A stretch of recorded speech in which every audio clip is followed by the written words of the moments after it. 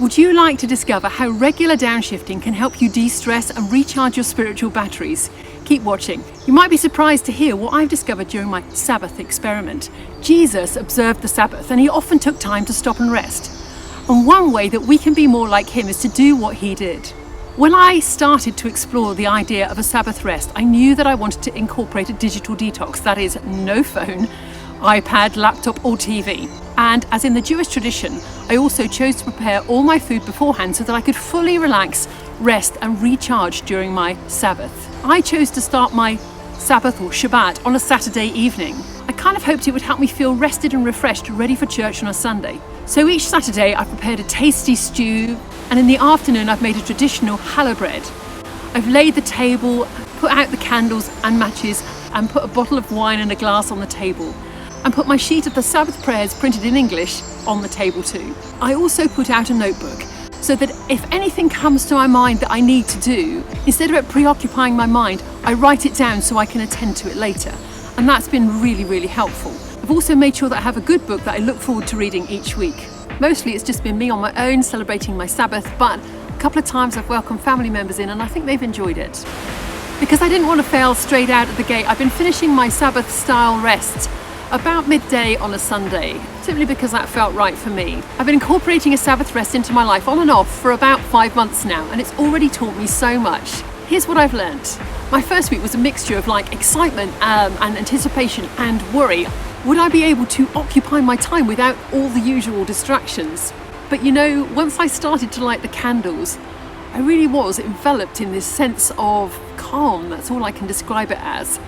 And as I said the prayers of thanksgiving, just this gratitude was welling up inside me, completely unexpected. It was beautiful.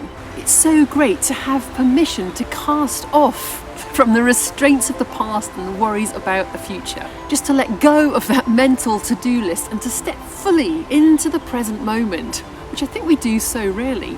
And as I learnt to slow down, my awareness of everything around me really heightened. The sounds, the tastes, and even the stillness felt sweeter. And there's a real joy in the busyness of preparation during a Saturday, knowing that a rest is coming. Each week, as the candles are lit and prayers of thanksgiving are spoken, I can almost feel the squeal of brakes as the freight train of my life pulls to a stop. I'm so grateful for this oasis of peace in my week. It really feels as if I've started to experience those soul-restoring waters we read about in Psalm 23. Putting myself in control of my phone and social media use instead of feeling like they were controlling me feels good.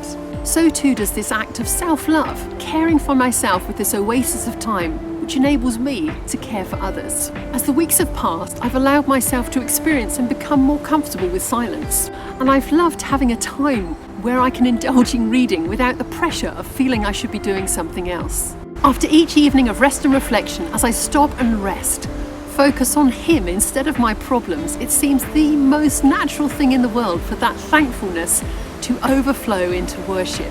After years of wanting to create more time with God, the answer was there all along, and it was so simple. Carving out this oasis of peace seems so right. I just wish I'd done it years ago. I found myself really looking forward to my Sabbath day in the kind of way that I usually look forward to holidays or vacation time. The Sabbath isn't about what you have to do, it's about what you get to do. It's about experiencing joy on the journey, knowing moments of peace and stillness, enjoying the small things.